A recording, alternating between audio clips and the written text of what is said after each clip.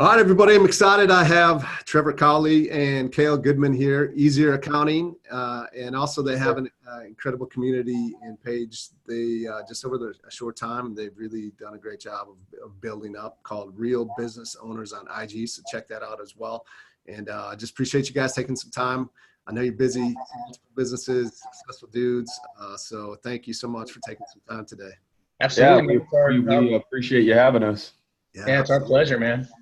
And full disclosure, I'm a client of theirs as well. And so a little short plug, but before we get going here, but we'll take any plug you can give. Why not? And we appreciate your business too. So yeah, you're welcome. Yeah, you're welcome. Yeah, and thank you. First and foremost, I love to ask this question. So championship leadership, this was, when I first came up with the name, really it was from a coach of mine, Joe Williams. He worked with Tony Robbins for years and years, and we're trying to think of the name, and he said championship leadership. And at first I was kind of like, I'm not sure about that, like ship, don't really know what to think, but it's grown on me. Yeah. So I just love asking this question, like what comes to mind for you when you hear or when you think of championship leadership? Well, I mean, when I think of championship leadership, man, I think it's somebody that's winning at being a leader. It's somebody that is excelling at it and living it and being an example of it, not necessarily just trying, actually doing. So yeah, I mean, that's first comes to mind for me anyway. Yeah, no, I would agree wholeheartedly. I mean, at the end of the day, like, look, there's however many football teams, 32 football teams, in the NFL, right? There's every team has a leader, which is a coach, and then there's the championship leaders, right? Like there's the guys that are always in the conversation every year that just they win, right? Urban Meyer wins in college, like wherever he goes, he's a championship leader. Like that's just what he is. Bill Belichick. Like, I'm not saying I'm huge fans of these guys, but I'm fans of what they've been able to create and the culture. Like, they bring winning, right? And there are leaders in the world that people kind of turn to, but that doesn't ultimately mean that they're winning at everything that they do. And I think a champion and a championship leader doesn't ever leave any stone unturned. The small things mean just as much as the big things. And that's why they're great at everything across the board. They're thorough.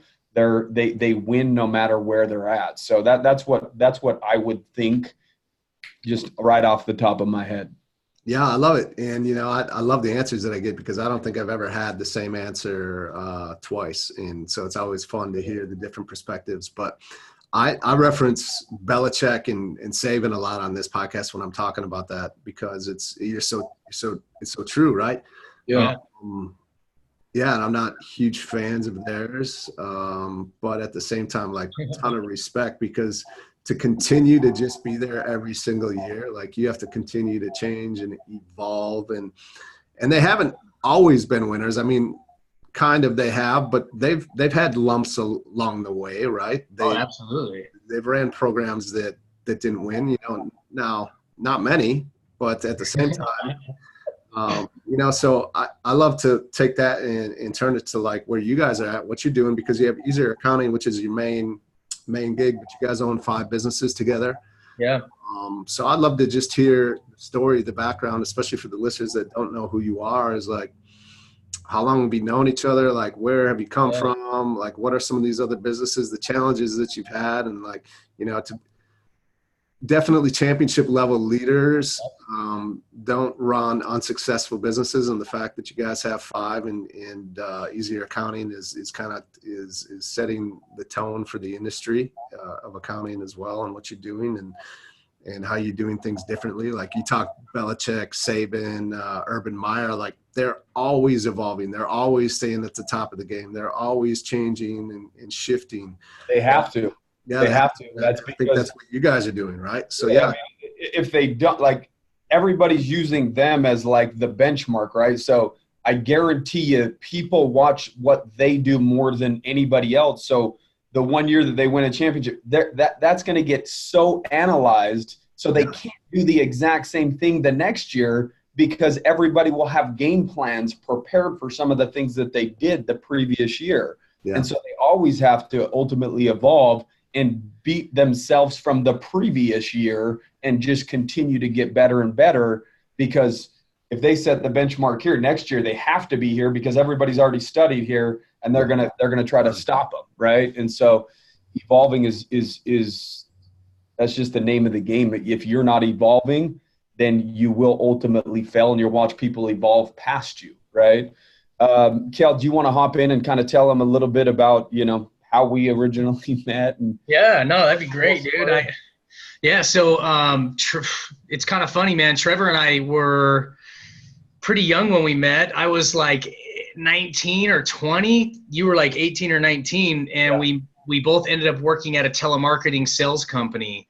And we kind of hit it off. We became pretty good buddies, and we worked there for a couple years. And then I left because the company kind of fizzled after a few years.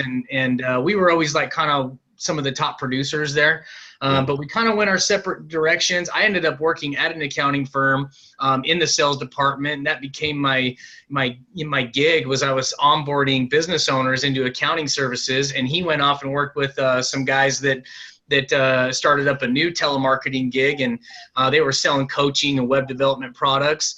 And after a little while, I started my own accounting company, and also a totally different product on a telemarketing kind of deal as well. Because I mean, a lot of our background was from telemarketing. Yeah. So Trevor ended up coming back to work for me on one of my telemarketing companies, and not necessarily the accounting one, but he worked there for a few years, man. And we were having challenges, but we were having success in some areas. And I always just really loved the way Trevor, that's one of the things I really liked about Trevor, is he was a great leader. Like, he just faced problems head on. He was great at like calling people out that needed to be called out, and building people up that need to be built back up. And he was great at, he was just a great leader, and he was also a great sales guy. And so it got to one point where I was like, man, I'd like to actually bring you in as a partner on some of these other things and really fine tune. And when was that, Trev? Like 2010? I think it was 2012, actually. I think I think it'll be 7 years here within the next like 5 months. Seems longer than that, just because we've known each other for so long. But that's basically what happened. And then one company was really kind of struggling. So Trevor's like, I'll bring some money in and partner on that, and we'll kind of build it back up. And I was like, let's do it.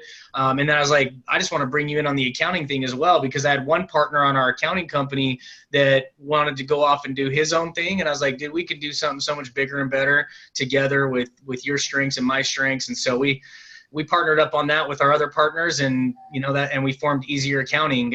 And so I have a lot of background and history in the accounting world, and I saw a lot of problems there. But I also saw a lot of strengths in Trevor and wanted to bring him in as a partner on that as well. So that's kind of a short version of how it all came to. So are you guys accountants? No. I was going to say, I'm starting to pick up that you're not accountants, which I think is incredible, because I think most people would, like, including me, would assume that if you own an accounting company. A lot of people do. You're an accountant. So on our Real Business Owners Instagram, we share a lot of information, just tips and motivational stuff. But somebody, and I mentioned one time that I owned Easier Accounting, and somebody said, "Oh, so you're a CPA or an accountant?" And I'm like, right. And they're like, well, or no, what it was is I said, guys, you can do anything that you want to do. I have a bad history. I have a bad past. I grew up very, very poor. I ended up becoming a drug addict. I was a heroin addict for 4 years. I didn't do good in school, D&F student. I didn't even graduate on time. And so I was sharing some of my story on that page, and somebody goes, well, if you barely graduated high school on time, how do you have a CPA license or something like that? That they were starting to question some things. And I'm like, I don't. I'm like, you don't have to know everything about your business. Me and Kale are good on the sales side and the networking side. Hire the fulfillment or the other people that know what they're doing. So we hired an accountant, brought him in-house. Our job is to make sure that they're servicing a business owner the way that we expect a business owner to be serviced, right? We're business owners. We are the end customer. Nobody knows the end customer better than we do. And so we just saw a huge gap. There was a disconnect between accountants and business owners. And we're like, that can't happen, right? Like, how can there be a disconnect when both of those industries fully depend on each other, right? And so it was either bad communication or it's not really that affordable, all this stuff. And that's when we kind of turned to each other and we were just like, hey, let's set up easier accounting and let's do this thing right. And but yeah, we're not accountants, man. We're not CPAs, but Kale's, like he said, he sold tax and accounting services for many years. So he's well-versed in a lot of things in regards to tax and accounting strategies. And we've made a lot of money over the years. So we've used a lot of the strategies that we implement. And so it's easier for us to talk about it because, again, we can relate to our customers far more than a regular CPA or an accountant because we are them more so than a CPA or an accountant, right? But we did a podcast and some videos about, listen, if you're good at sales, like if you want to open up a doctor's office, somebody might not think that they can do it because they're not a doctor. But guess what? Doctors want to get paid too. They work at the hospital. If you've got money, hire a doctor on a salary of, a couple $100,000 a year, start your doctor's office. If you're good at networking and bringing customers in or clients in, focus on what you're good at and hire the help or the fulfillment. And if maybe your fulfillment, like a CPA or an accountant, but they're not good at networking and marketing and getting business, they should probably hire a salesperson, right? To do all the networking and the marketing and bring in business. You should always surround yourself with the people that know areas that you don't necessarily know, Yeah, one of our clients actually is that's funny that you brought that up. One of our clients is a cosmetic surgery, and that's what they are, man. They're a partnership. They've got two doctors, and then the other partner is not even a doctor. He's just the business guy. He's the one that deals with us on the accounting stuff, and then he also goes out and gets all the networking and the business. And so, yeah, you could even own a doctor firm not being a doctor. You could own a medical practice. It's all self-limiting beliefs, right? Yeah. You believe that in order to go into an industry, you have to be the expert in that industry when you can always hire the expert, right? Like Elon Musk says, I hire the guys with the PhDs that are much smarter than me, right? He's not doing all of that by himself. Elon's not an astronaut, right? But right. Exactly. No, I love it because you think about let's just think of like contractors. I think is a great example, right? A roofer probably actually shouldn't be a business owner. Half these contractors shouldn't be business owners, but they think. They see their boss that they worked for so long and they're like, oh man, he's just making all the money and here I'm doing all the work. Right. Like I'm going to go do this myself. And they fail miserably just because they can roof. Yeah. And that's, kind of a simple way to look at how you guys have done it. And I love it. And I think it also talks to what we've been talking about with championship leadership. Like it's just, in a way, it's an unorthodox way of doing it. Like many accountants shouldn't be owners of accounting firms. I mean, a majority.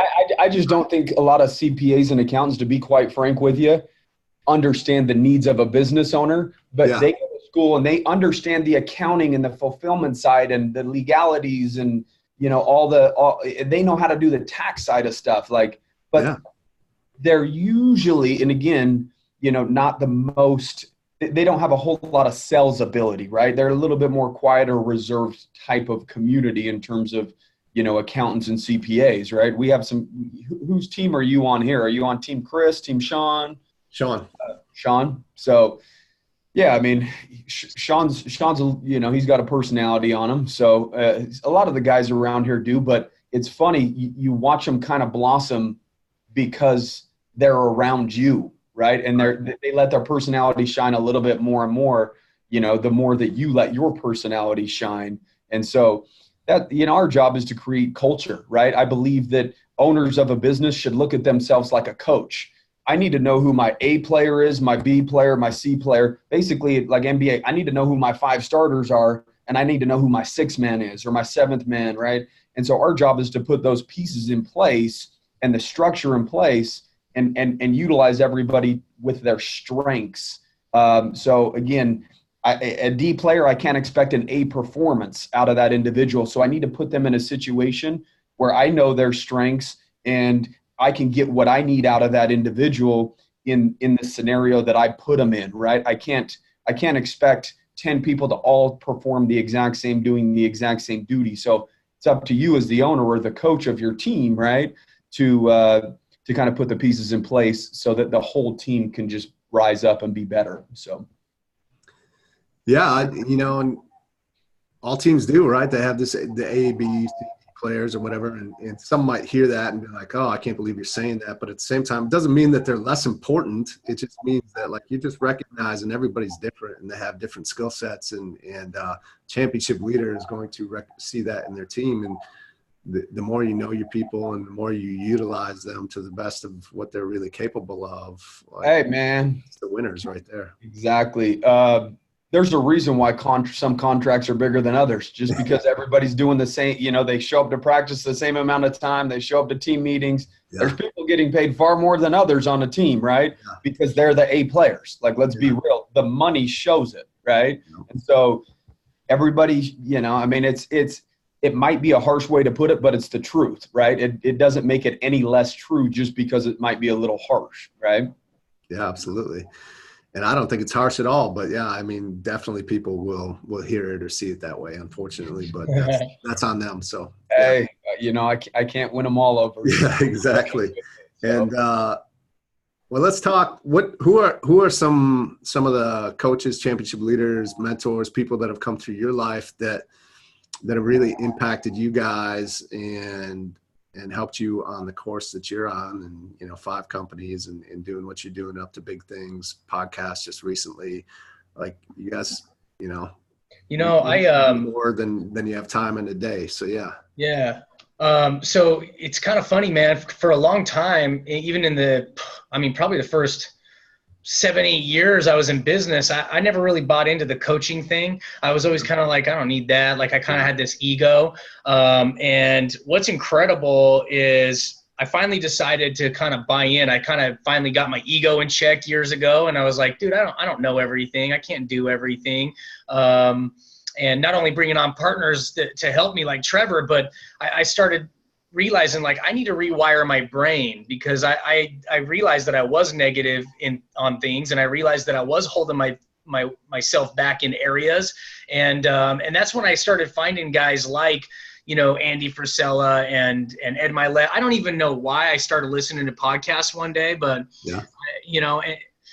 I finally started consuming some content and realizing, like, some changes there, and started buying in more and more. And I've seen a lot of growth in our business from that as well. And me personally, but the big segue into that was I went through a pretty tough divorce. It took a couple years, and it really took me down financially. And that was one of the reasons we had struggles in our business. It was a really, but because we were seeing a marriage therapist to try and make it work before the divorce, and I decided to continue working with him for 4 years, I realized that we can rewire our brains. I realized that practicing and changing our thoughts and doing it over and over and over again really can change you as a person. And that's why I started looking for guys like Andy and Ed and some of these guys that have a big name out there, and I really resonated with their messages. And so those are some of the guys that we've decided to continue to follow and consume. And I've realized how important coaching really is.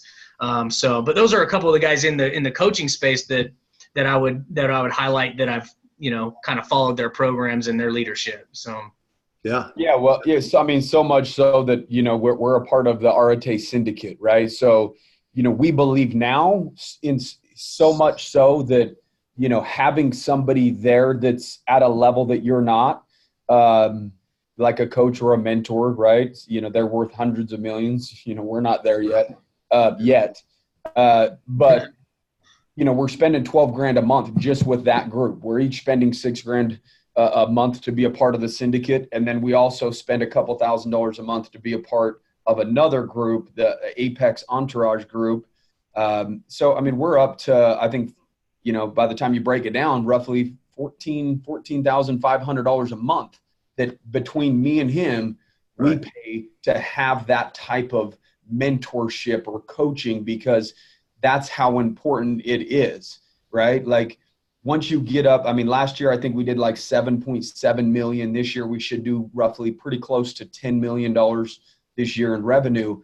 but it doesn't feel like that, right? We want to get to, 50 million, 100 million. Like, we have very, very, very big expectations for ourselves, but part of those expectations have been created by watching other people and surrounding yourself with coaches or mentors that are at a whole different level. And when you're within sight of that, when you're that close to them and you could see them and you know that they're a human, it makes it feel more real and more possible when you're around other people that have similar minds as you, and you realize they're really no different than us. They just have made different choices, and I want to know what those choices are, and I want to do those exact same things. If it's work 20 hours a day, tell me, is that what you did? Or was it this, or was it invest money here? What was it?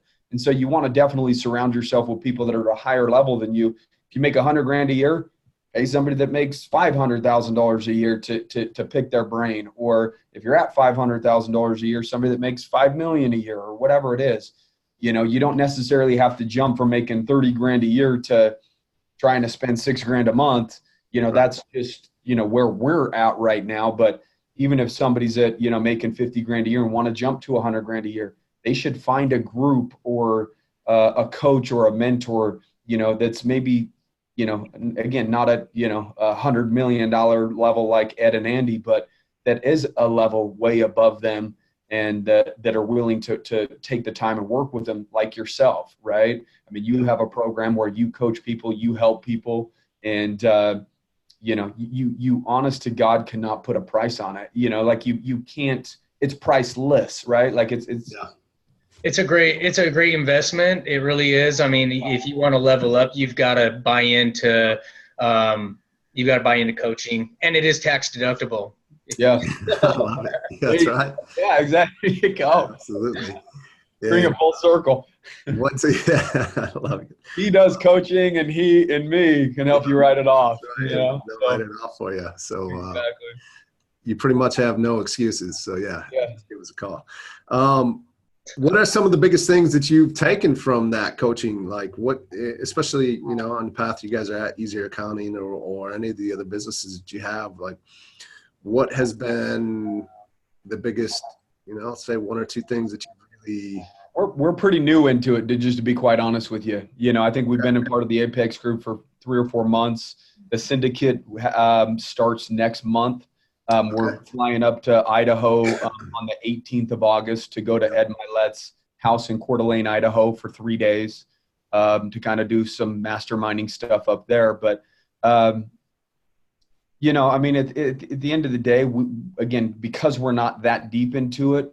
Yeah, I get you. I think one of the benefits that you get is you get kind of grandfathered into their network. A little bit, right? Like when you have a problem, they're like, oh, I got a guy, right? He does that, or he could do, you know what I mean? And so when you're around those people that actually want to, help you, they have a list of people that are, their Rolodex is far bigger than yours. So, if there's a problem that you have, if they can't solve it, they know somebody who can solve it. And for me, again, the value that I have is being around those people and understanding that they are just people as well, respecting where they're at, but also knowing that that's highly possible for me to be able to be exactly where they're at. The only difference between me and them is time, right? I just haven't maybe put in as much time as they have yet, right? Maybe they've been doing this business game for 30 years and I'm 7 years deep, right? And I just need to stay on the path that I'm on. Part of it is reassuring that we're on the right path, and just getting some nuggets kind of here and there. And again, I don't fully know what to expect with the Arate Syndicate, but I do expect for them to yank the best me out of me and help me continue to level up, mentally, physically, financially. But it's information that they can only give you information. I'm just open and willing to accept it and apply it. And I think that's a very important aspect of coaching, is just coming there, surrendering yourself to whatever might happen, and being open to, again, getting broke down and then kind of built back up and finding the areas that are really holding you back in your life. Yeah, I'm excited. I'm excited to see what areas it will push us, because we realize that there's always those areas that we need to be pushed. I know I do anyway, and there's areas where I want to grow, and I'm excited for it. But so far, just off the coaching that we have done within these groups, like, probably the biggest thing I've taken away from it is that, like, man, everybody's got obstacles and Yeah. things that they could use as an excuse. But man, the guys that are really winning are the guys that are being consistent. They're not buying into those excuses. They're finding ways to overcome them. Like, there is no excuse. I mean, we had a guy on our show yesterday. He's like, man, I've had 20 surgeries. I've got horrible, I can't remember what he called it, medical condition in my feet and, in my hands. And he's like, but I've had to power through all of that. I became a better runner and a better weightlifter, and because I wanted to reach peak physical condition. And it's like, that's what I find more and more in part of these coaching groups, and the mentoring that we're a part of is like, you've got to be willing to not use those as a crutch and an excuse. I mean, you want to win, you got to figure out a way to overcome that. So. Yeah, I mean, what I hear a lot of you guys saying is, well, there's the access and association to just some incredible people that are like further along the path than you, which is where you want to be. And then a huge piece to it is, we say it in our programs all the time. We have 5 rules, and number 1 is be open. Like, you got to be open.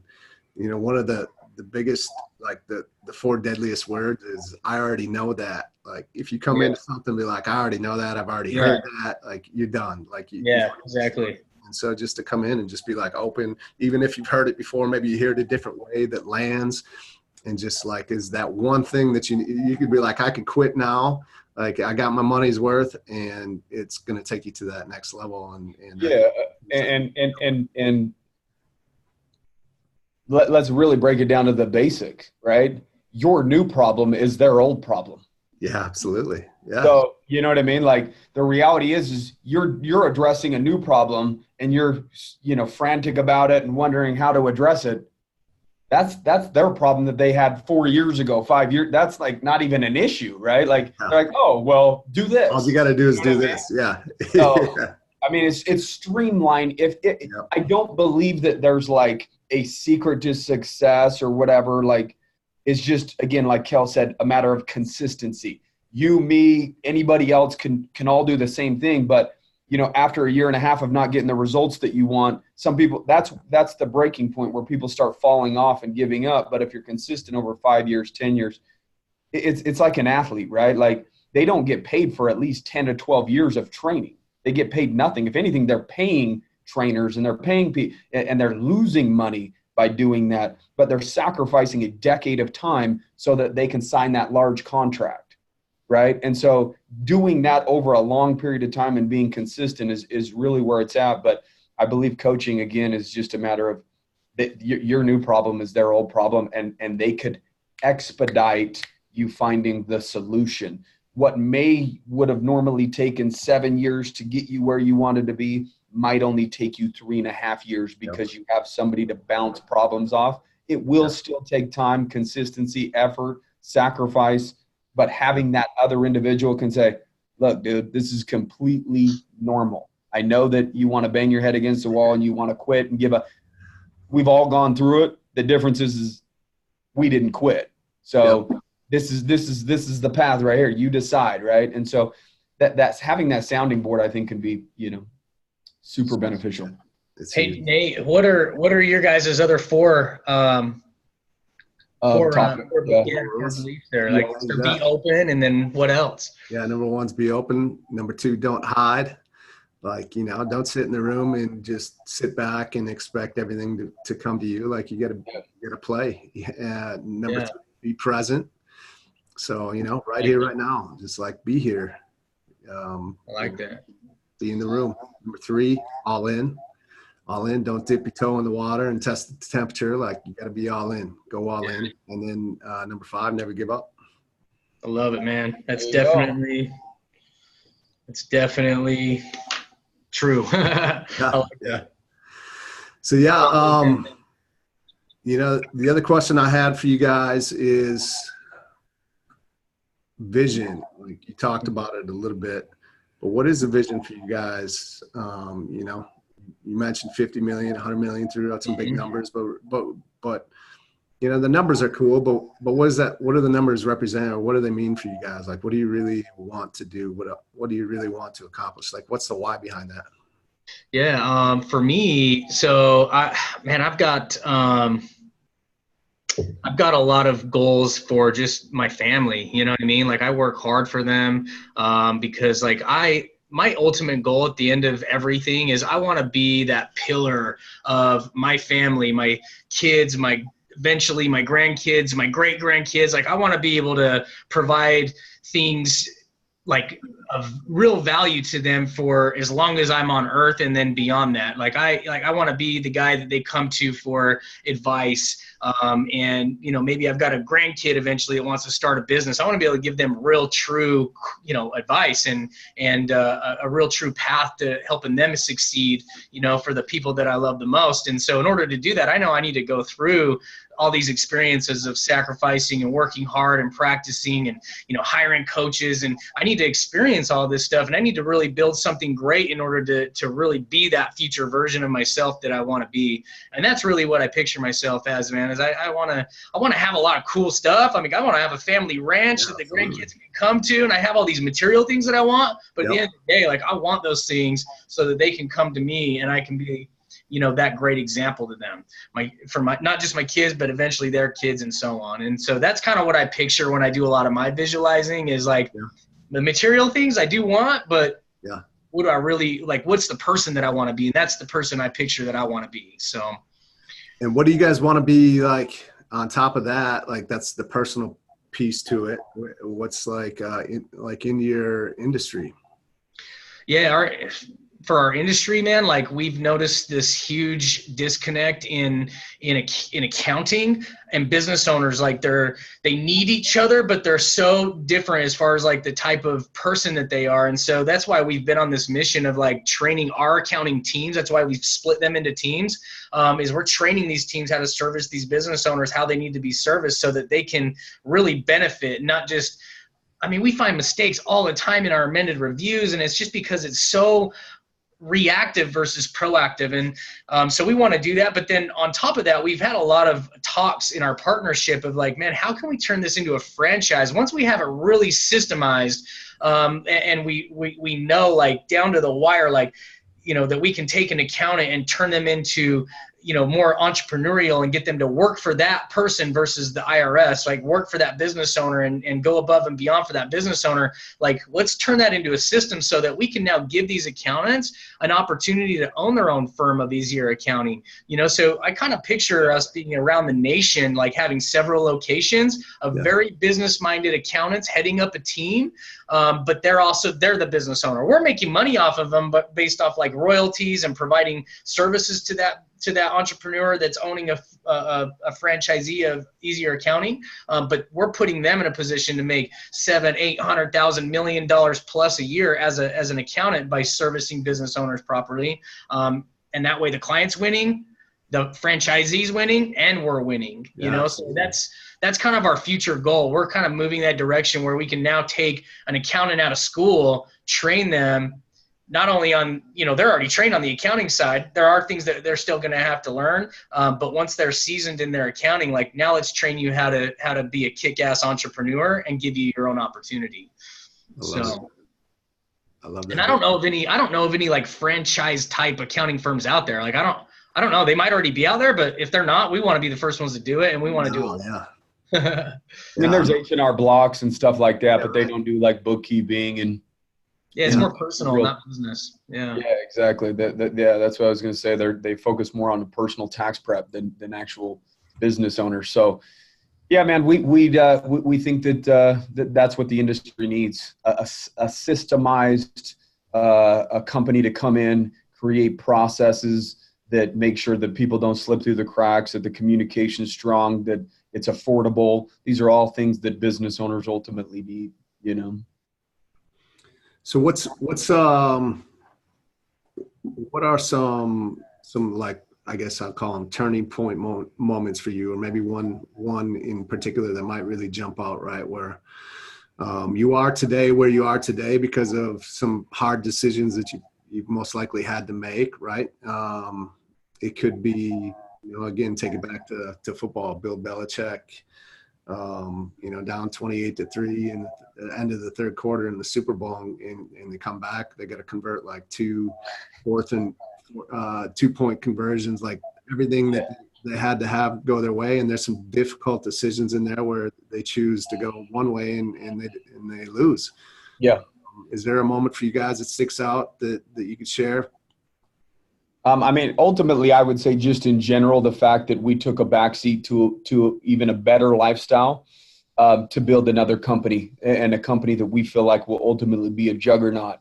And so what I mean by that is, like you said, we have 5 different companies, but we were investing, $15,000 to $20,000 a month into Easier Accounting, in terms of marketing, in terms of employment, in terms of rent space, overhead, things like that, and is not returning anything back to us, right? And so that's why I use the word sacrifice so much, is because we've invested over $500,000 into that business. We've yet to take a dime back out of that business, and we don't plan on doing that because it has such a large goal that us taking money from that company doesn't fit what we're trying to accomplish. And I think a lot of people, they have a goal of getting rich or making a lot of money, but then they're taking money from their businesses to fuel a lifestyle that they want to live. And that's taking away from what they said their end goal was. Their goals and their actions aren't really matching up, right? And so we took a backseat to taking more money. $20,000 a month. Me and Kale could have each been, that could have been a mansion payment for each one of us, right? Instead of living in a mansion, we live in the same exact house that we've lived in and continue to make the sacrifices. And so the turning point really has to be for a lot of people like, okay, this is going to be a long battle. This is going to cost a lot of money. This is going to take a lot of time. It's going to be very, very stressful.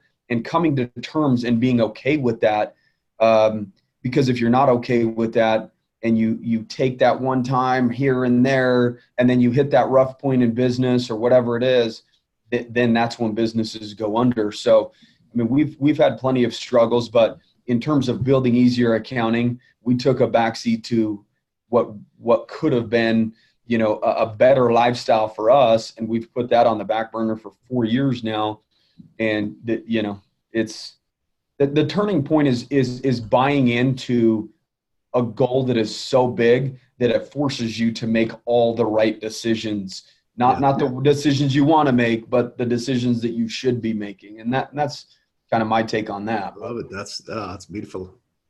Yeah. For me, building the team that we have right now has been, we have a great team. We have people that are all bought into where this is going and future opportunities and how we want to service our clients, most importantly. And some of the hardest decisions we've had to make are we've had key players in the beginning that ended up becoming almost like a cancer or a toxic to the team.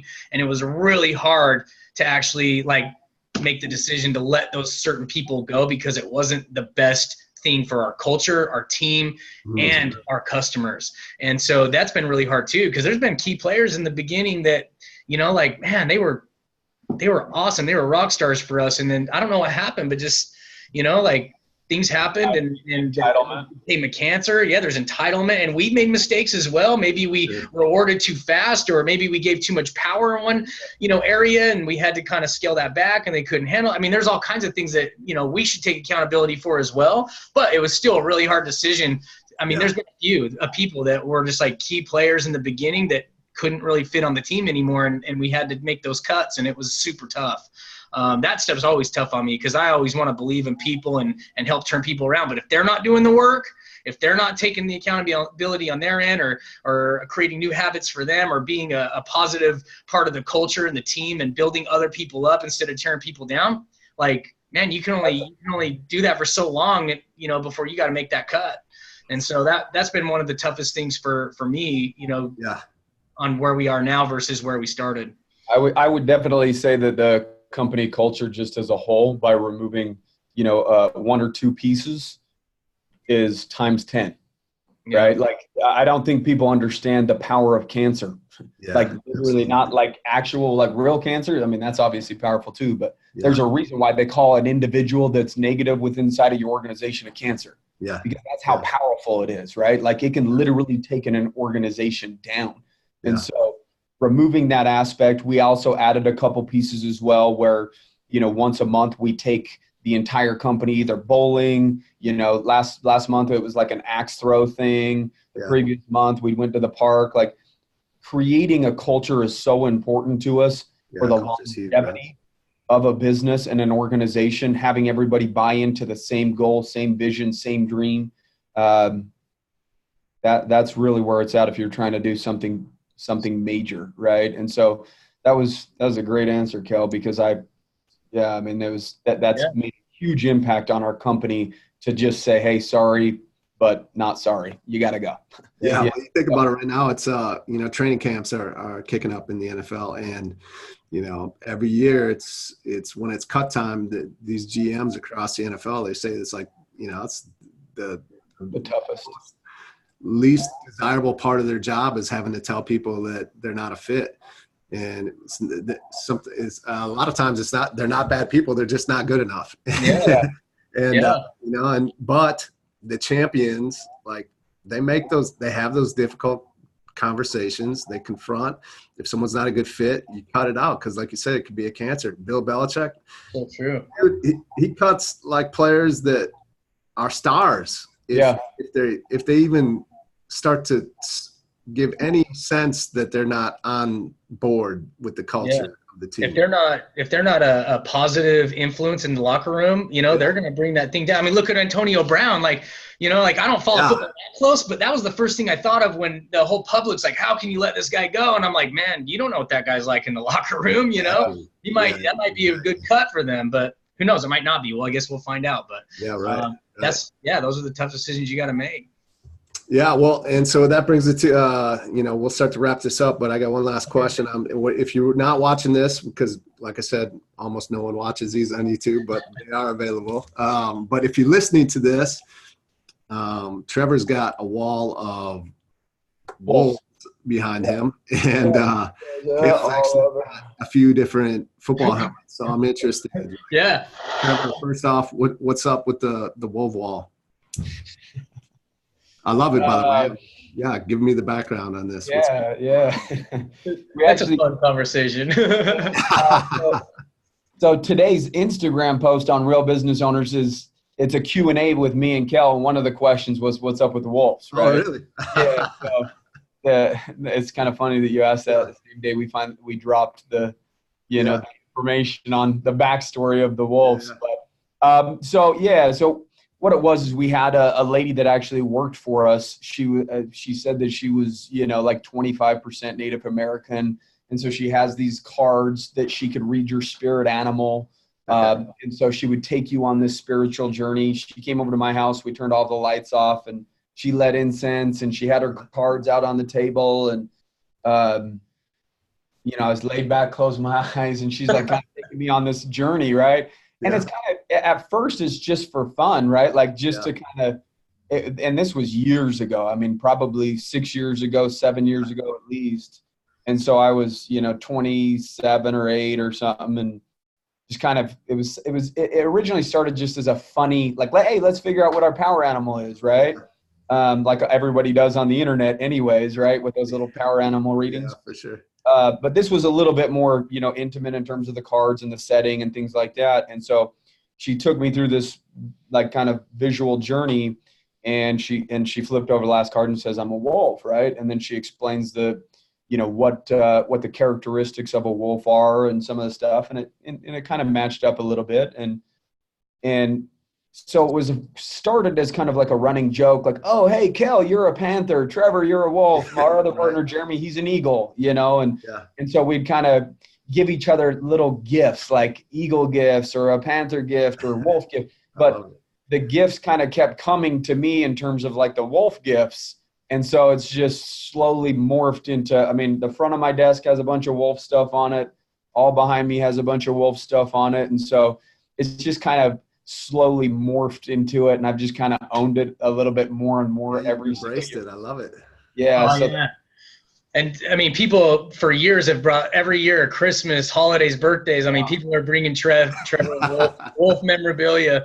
But that's, I mean, honestly, that's kind of like, I feel like a lot of what has brought us success is we've had fun at work, man. Like we had everybody get power animal readings. Everybody was writing their, you know, whether they were a badger up in their workstation or a spider or a moose. We've had a moose. We've had a deer, you know, octopus. I mean, we had a whole bunch of octopus.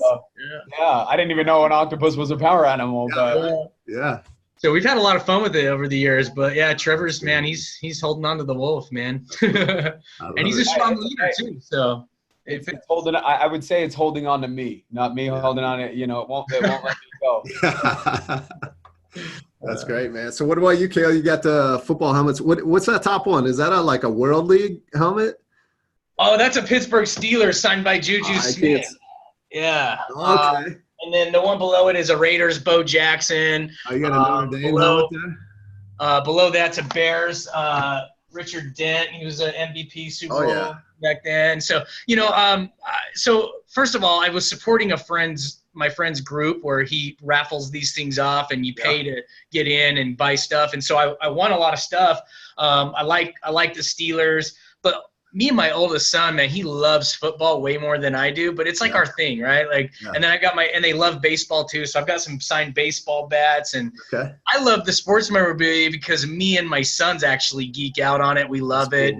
And he's super into it, and I just love having that with them. But I do enjoy sports too. So I don't have I'm not super fanatical. Like I don't have I'm not like a diehard Raiders fan or a diehard Steelers fan. I probably like Steelers the most, Steelers and Bears. But yeah, it's just kind of my thing with my kids, and I kind of accumulated this stuff, and I think it's cool. So I use it as decor as well. So thanks for sharing. Appreciate it. Yeah, no problem. All right, and what are you? You're a Panther, is that right? I'm a Panther. I don't have any Panther stuff. I need to get. You got to get a Carolina Panthers helmet or something. Hey, I do. Yeah, that'd be a good one. I haven't been lucky enough to win anything there yet, but All right, brothers. Well, I really do appreciate you guys taking time. I had an incredible time here today.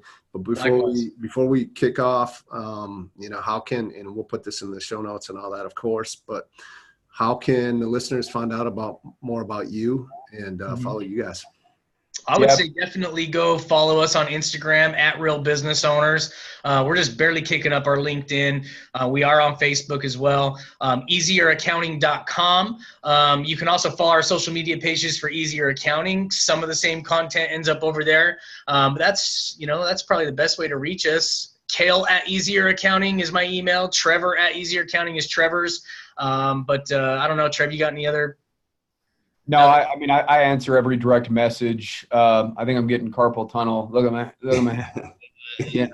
But no, yeah, go to at Real Business Owners. I do answer every direct message, and if you hit send email, that email comes directly to me, Trevor at Easier Accounting. So if you guys have any accounting questions, even if you're not ready to retain an accountant or a CPA yet, guys, we're here to make a positive impact. In our early years, we've made some money, and we were really focused on us and making our lives better, right? And now that we're okay financially, we do good, and so now it's kind of time for us to turn and take the information that we've gained over all these years and give that information to other people and make a real impact. And so I always say money fills up the bank account, but impact will fill up the soul. And so we're now ready to fill up our souls now that our bank accounts are starting to look a little healthier. So and Real Business Owners is the avenue that's going to help us make that impact. And so if you guys have business questions in general, accounting questions, I'm not charging anything to reply back or pick up the phone and take a 10-minute phone call. So if anybody has any questions, go over to Real Business Owners and send a direct message or email us, and we'll be sure to, reply back. And Nate, how can, because I want to share this with our audience as well. I know you're doing great things as well. How can some of our people reach out to you as well if they'd like to?